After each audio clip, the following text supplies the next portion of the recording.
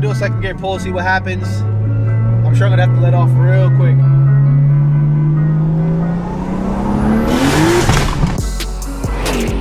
So finally, you guys have been asking. Today we're gonna make a video on the E90 335. There's a reason why I haven't uploaded any episodes on the car. In today's video, I'll explain why. So over the past month or so, E90's been experiencing some bad luck. The first thing that happened is I ran over what looked like a 10mm socket, got stuck on the side of the wall of the tire, scraped the quarter panel completely, messed up a little bit of the rear bumper and side skirt, so that needs to be addressed. Another thing is we were leaking oil from the bottom of the car. It looked like the oil feed line to the turbo, so we went ahead and took some things apart and we noticed something that wasn't too good. As most of you guys already know, I've had this E90 335 for about a year. A few months after acquiring it, we took care of all the maintenance and we got a single turbo bottom mount kit from Doc Race DR700. I was the very first person to receive that kit. I introduced it to everybody online with a few YouTube videos.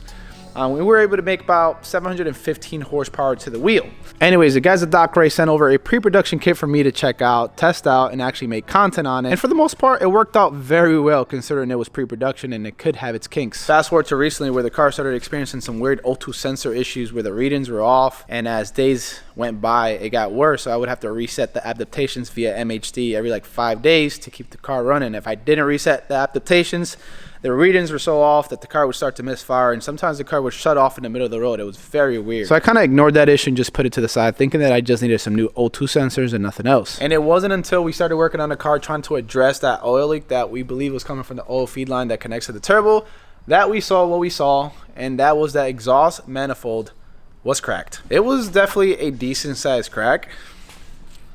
I can definitely see how the O2 sensor readings were thrown off because they were right next to like where you screw them on. I would show you guys, but I don't have it on me because I sent it back to Doc Race.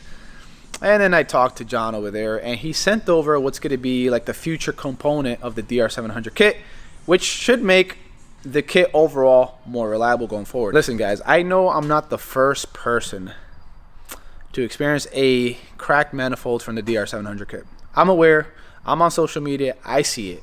I'm not making this video to bash Doc Race. I'm also not making this video to defend Doc Race, even though I have a really good partnership with them. But the main reason I made this video is to show you what they're doing to improve the kit going forward and what they've done to help out people that have experienced any problems with the kit. I want to show you guys something real quick. Here's Doc Race's website, DR700. If you scroll down just a bit, notice what it says here. You guys probably won't be able to read it too well, but it says all new orders will be shipped with our newest cast manifold design, which are indestructible and are not prone to cracking. That's apparently their big step in the right direction. Now, check that out.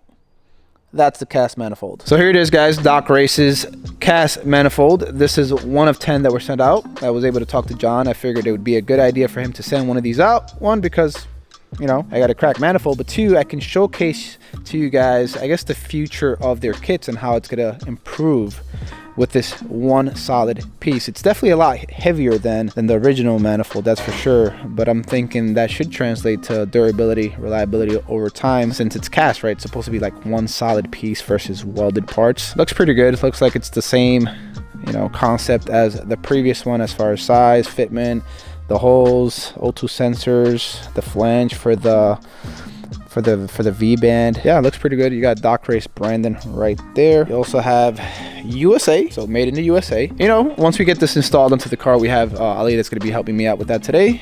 If everything's good, the car is running properly, we'll take the car out to Mexico and have a little bit of fun. What up, son? They haven't seen you in my channel in a while, bro. He doesn't do this stuff anymore. He does roofing now. Like I said, they do include the studs. It goes on the side of the engine. You got the gaskets, and you have the one-time use nuts. The first thing that's happening, we're tightening up the studs on the side of the engine so we can install the exhaust manifold. It seems pretty easy now. There's plenty of space. Once we start stuffing back in here, that's when it gets fun. It's doable with doing this DR700 with the engine still in and the subframe still up, but It's definitely challenging, that's for sure. There is one thing that I forgot to mention, guys. I will be selling single turbo kits on the website from Doc Race. It's something that you guys requested for a while. I'll get some, you know, hybrid upgrades as well on the website.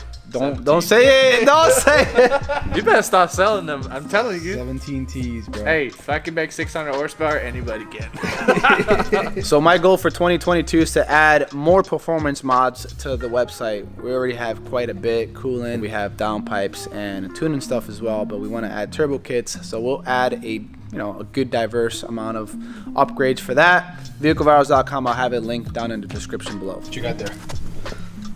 Doing a size comparison of Peppa the Pig versus Precision 6266. Looks pretty similar, man. Just gotta paint the turbo pink. If you're looking for your 10mm socket, here it is. There's probably a chance that it didn't puncture through. Let's take it out and find out if it'll be able to hold the air. What is that? It's all up in there. Bro, what is that? I'm surprised it didn't damage the wheel. Wow. Wow! That's an extension! What the hell?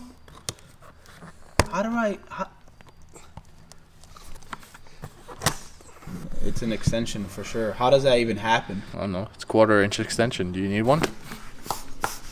Oh, yep. You know what sucks about these tires is that since they're track tires, you don't get that tire rack, like, insurance included for free. Actually, you don't get it insured at all. Any other tire that I've bought through Tire Rack, like the PS4 tires, I've replaced them like 3 times. I forgot to mention, guys, we do have the thermal coating like I did have on the other top parts of the turbo kit, so should match and should be able to help with heat management. Fitment, baby. Wow. So we went ahead and installed the cast Doc Race manifold. Fits very nicely. There's no issue with fitments. I know there's some people with, previous manifolds that had to drill out the hose a little bit and stuff like that. This one's pretty good. As far as the installation when it comes to the studs around the manifold and the nuts, it gets kind of tricky just because there's tight clearances above the top section of the manifold. This is definitely a little bit beefier than the welded version that they used to offer, so it's really hard to get a specific tool on this specific one right here. We were able to do it, but it took a while. Honestly, we were trying to do it last night, gave up on it, came back today and finished it up. Other than that, yeah, it fits nicely. Looks very, very nice. You got the Doc Race branding right there, which is probably something we're not going to really be able to see once we install the intake and the charge pipe here. Peppa the Pig going inside.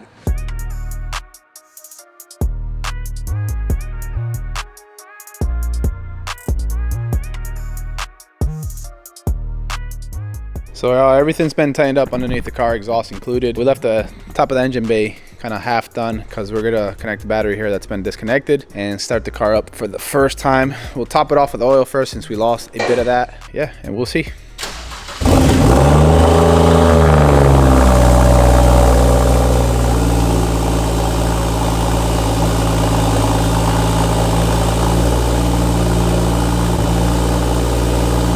So it's a totally different day. That same night that we installed the manifold, we drove for a little bit just to make sure everything was okay. But I didn't really give it the beans or anything like that. So today we'll do that, make sure it holds boost, and I guess make sure the car works well. All right, so got the engine up to temperature. So we're gonna give it a couple of pulls with the traction control off. I'm gonna monitor the boost controller here and maybe do a couple logs with MHD. And we'll see what happens. We got the E46 tires in the back, so I don't wanna die today. I might not go super aggressive because they're definitely not R888s. They're definitely not wide enough, and yeah, they're like bicycle tires compared to what I was rocking before, so we'll see what happens. All right, we'll do a second gear pull, see what happens. I'm sure I'm gonna have to let off real quick.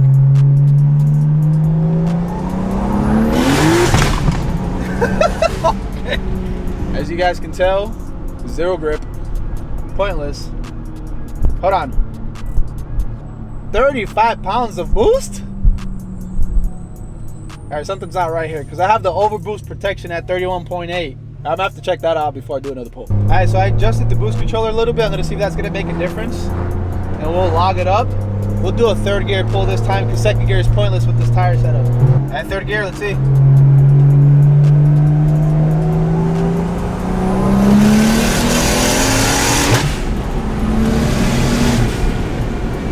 Thank God for good brakes. Dude, this car is fun as hell. I know I've been driving the M5 a lot lately, and I've gotten used to it. It feels like a downgrade when I sit in the E90 seat. But once that turbo kicks in, man, that just changes everything. All right, guys, the final test. Let's launch this shit. Ready? Psych, I ain't launching this shit. We don't got no grip for that. So the car runs really, really good. Very, very consistent, very responsive, especially. Of course, it doesn't have the crack in the manifold. And then I guess I'll keep you guys updated on the reliability of the cast manifold. Gotta get this car over to a body shop, get the rear quarter panel repaired, get the R888 tires on the wheels, and then we'll do like, I don't know, maybe a quarter-mile video and also draggy videos you guys have been asking for 60 to 130. So appreciate you guys watching. Make sure to hit the like button before you leave. Subscribe for more videos. And as always, thanks for watching. Till next time.